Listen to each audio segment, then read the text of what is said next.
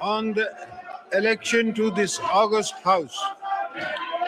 I would also like to compliment the Prime Minister and both federal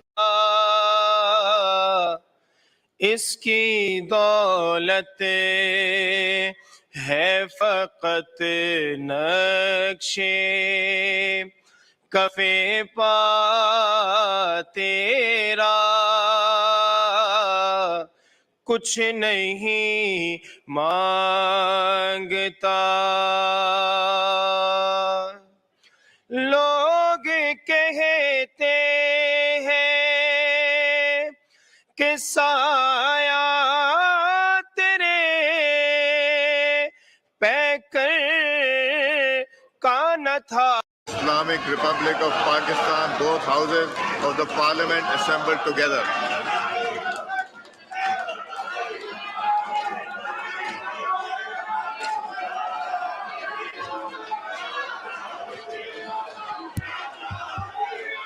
Bismillah ar-Rahman ar-Rahim. Chairman Senate Syed Yusuf Raza Gilani, Speaker of the National Assemblies Sardar Ayaz Sadiq, Prime Minister of Pakistan Nawaz Shahbaz Sharif, members of the Parliament, distinguished guests, ladies and gentlemen, Assalamu alaikum. As we embark upon the first parliamentary year, let me extend my heartfelt congratulations to all honorable members of the Parliament on the election to this August House. I would also like to compliment the Prime Minister and both federal and provincial governments on their election victories and assumption of their responsibilities.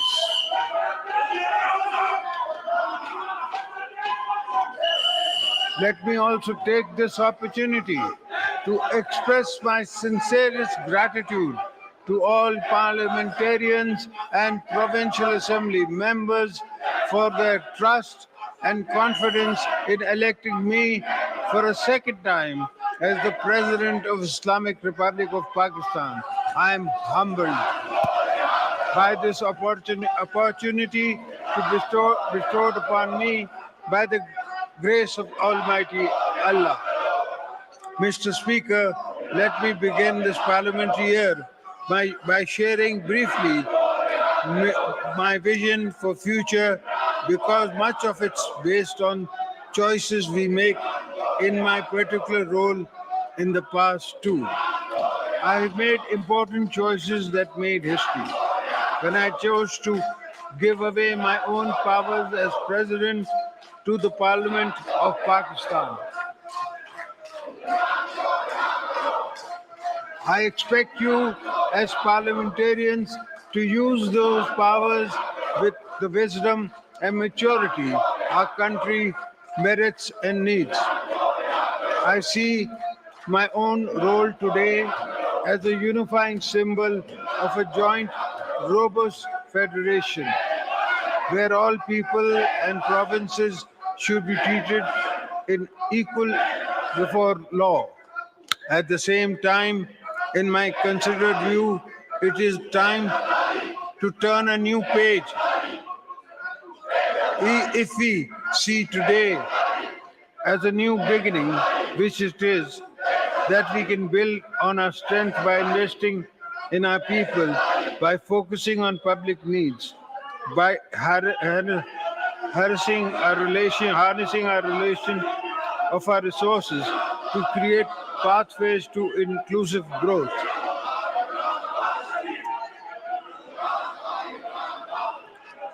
I also feel that we have little time to waste.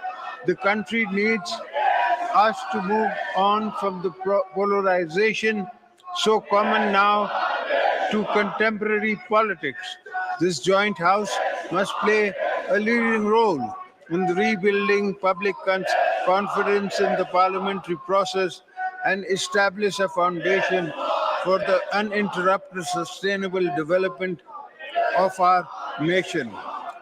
Let us not confuse constructive disagreement, and healthy noises of a growing democracy with a pursuit of zero sum thinking. The country needs us to take pause and reflect on what we prioritize in our goals, our narratives, and our agendas.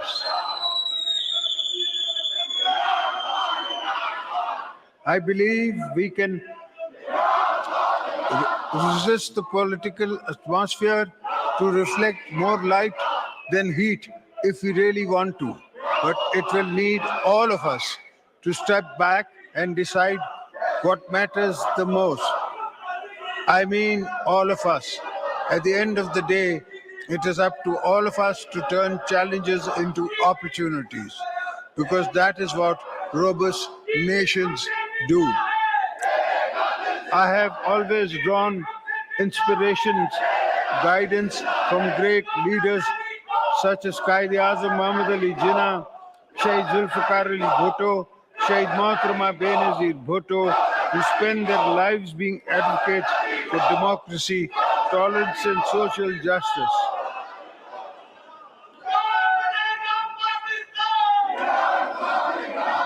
I firmly believe that by embracing the vision of these leaders, we can effectively tackle our challenges and foster an atmosphere of mutual respect and political reconciliation. The challenges we face are not impossible to overcome. They just require a fundamental of meaningful dialogues, parliamentary consensus, and a timeline implementation of rigorous reforms aimed at addressing underlying issues, both old and new, confronting us. I strongly believe that in order to align our country with the 21st century, it is imperative that we move forward on reforms to promote good governance for the provision of optimal social entitlement to our citizens.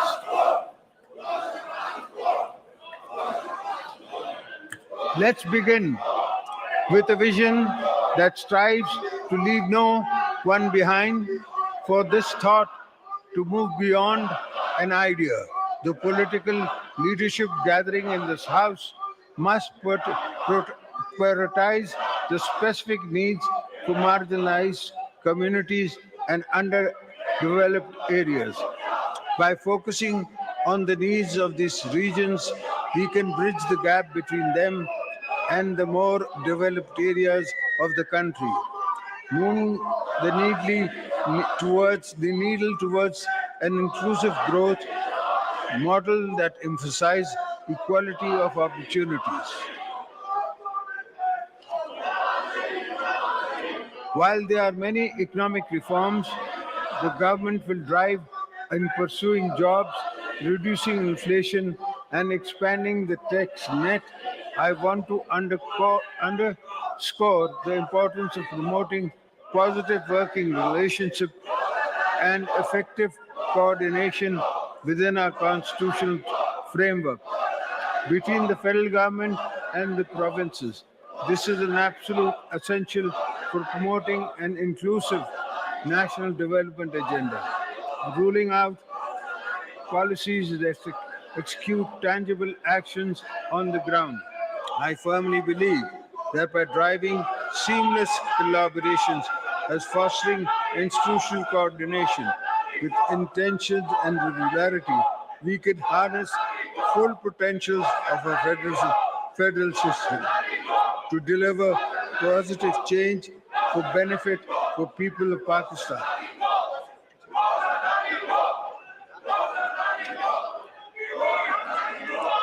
Mr. Speaker, honorable members of the Parliament, Pakistan needs all hands on deck to revitalize its economy.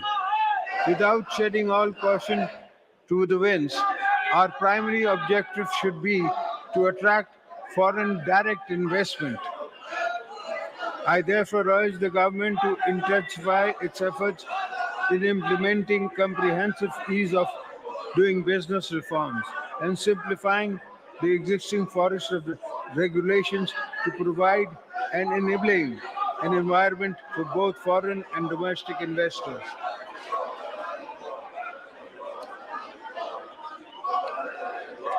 I commend the establishment of the Special Investment Facility Council aimed at attracting and facilitating investment in the key sectors, which is a step forward in the right direction.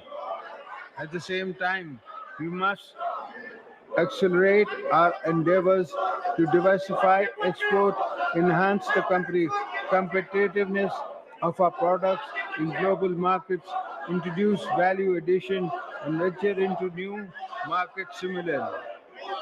The huge untapped potential in the agriculture, marine life, information technology, textile sector should be exploited to earn foreign exchange.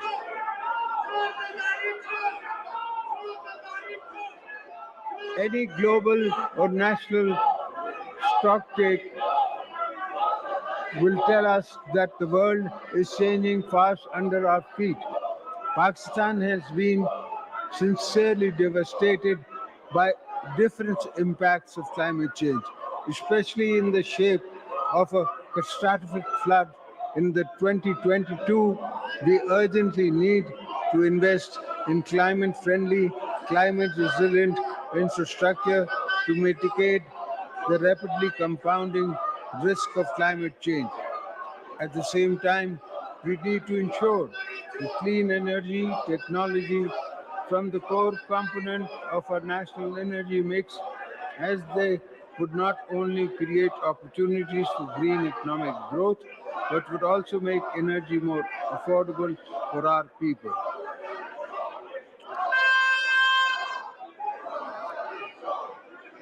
Mr. Speaker, the provision of primary and secondary education is a fundamental right, and its current state should keep all governments awake at night.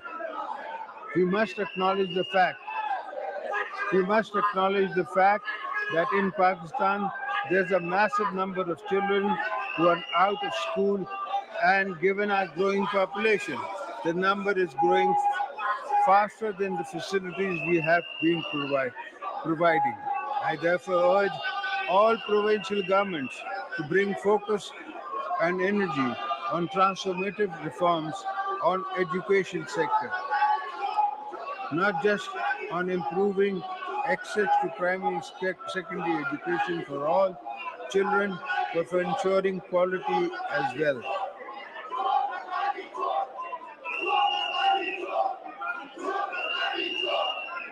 Mr. Speaker, respected parliamentarians, I am sure all agree that our health sector is in urgent need of rebuilding and scaled up expansion. Regular investments in the primary and secondary health infrastructure as well as human resources are needed to ensure that every citizen has access to quality of healthcare services and that no citizen lacks medical care.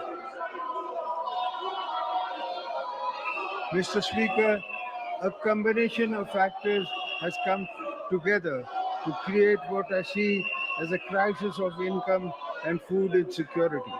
For many of our people, I am pointing, of course, to the large number of our population that has been slipping into poverty either through climate impacts on their incomes and assets or sheer cost of living pressure on the families. It is our responsibility to ensure that they move out of extreme vulnerability within the ability to access opportunities for jobs and resources to reinvest in farms, livestock, and small businesses.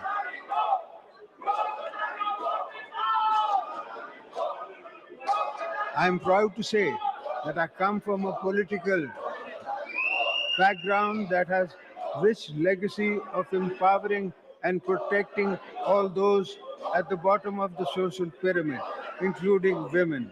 Shaheed Mohtarma Benazir Bhutto was a champion of women's rights and always went on extra mile in advancing women's causes, just as she sought entitlement of economically and socially vulnerable groups of Pakistan. I'm very proud of the fact the Benazir Income Support Program has been providing a lifeline to millions of vulnerable women across the country, offering them financial assistance and social protection, while giving many women the incentives and seed capital to start up small businesses.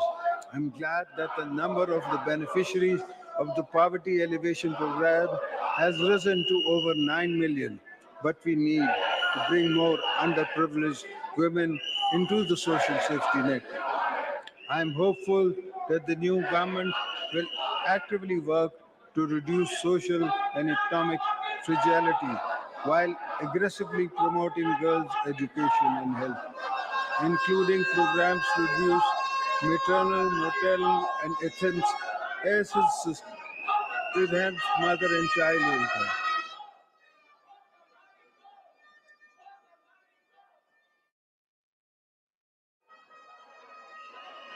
Mr. Speaker, you are aware the menace of terrorism is again rearing its ugly head and is threatening our nation's security as well as regional peace and prosperity. Pakistan believes that terrorism is a shared concern that requires collective efforts.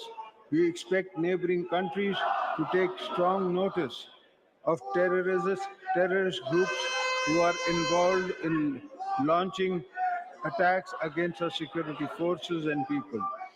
Today, I reaffirm the nation's resolve to eliminate terrorism, terrorist elements. My late wife, the twice elected Prime Minister of Pakistan, Mohtarama Benazir Bhutto Shaheed, gave her life standing up to terrorists. So you will never find me wanting in building the unity and the momentum behind such an effort.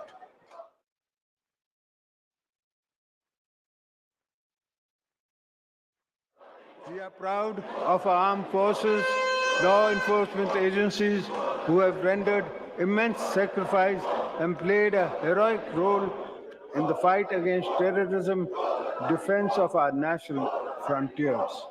I will also take it. I will also take like to take this opportunity to thank our friendly countries, particularly Saudi Arabia, UAE, China, Turkey, and Qatar, who have always supported Pakistan in difficult times. It is important also to recognize the US, EU, and UK have all been established trade partners with a history of cooperation in many sectors, which we hope will grow further.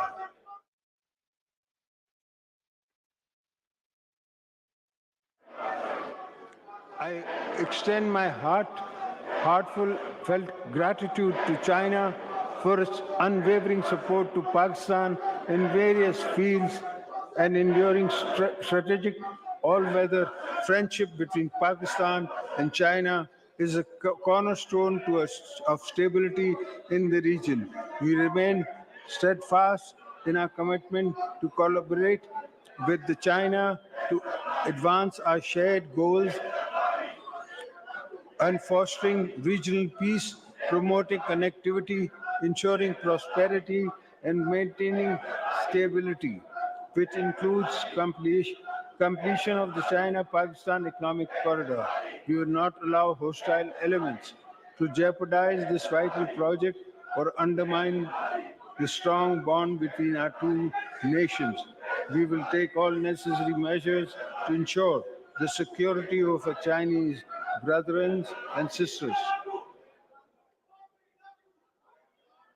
Before I conclude, I must remind the world of the unsung sacrifices of our Kashmiri brethren, their ongoing struggle for the freedom of Indian illegally occupied Jammu and Kashmir, The revocation of Article 370 and 35A is part of India's strategy to reduce Kashmiris Muslims to a minority in our own homeland. Pakistan rejects the one-sided India action and calls upon India to reverse all illegal measures taken on or after 5th of August 2019. I assure our Kashmiri brothers and sisters that Pakistan will continue to provide moral, political, diplomatic support to the people of occupied Kashmir until they get the right to self-determination. Pakistan believes that the key to durable peace in South Asia is the resolution of dispute in accordance with the United Nations Security Council resolution.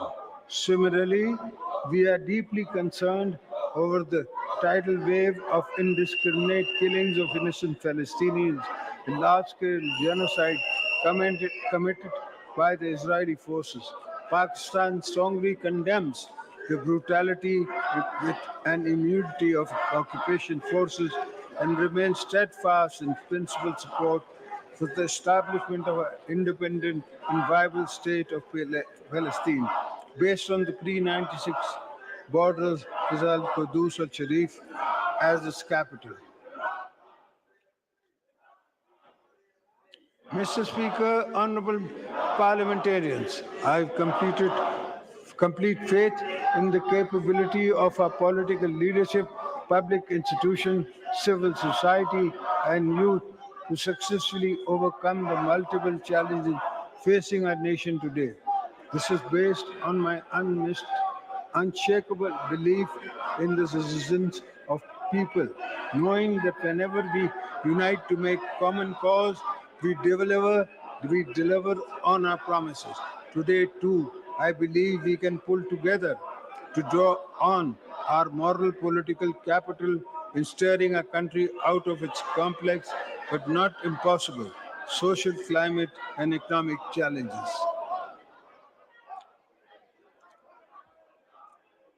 Once again, let me interest you all to think of this great country as your driving motivation for service in this House of Parliament. Let us demonstrate a spirit and words, a renowned political ethos, a collaboration and census building as the guiding principle to lay the groundwork for a more prosperous Pakistan. I'm certain that together, in a fresh start, we can start a course towards a strong, prosperous Pakistan. May Allah be our guide and support this journey. Ameen. Pakistan, Findabad.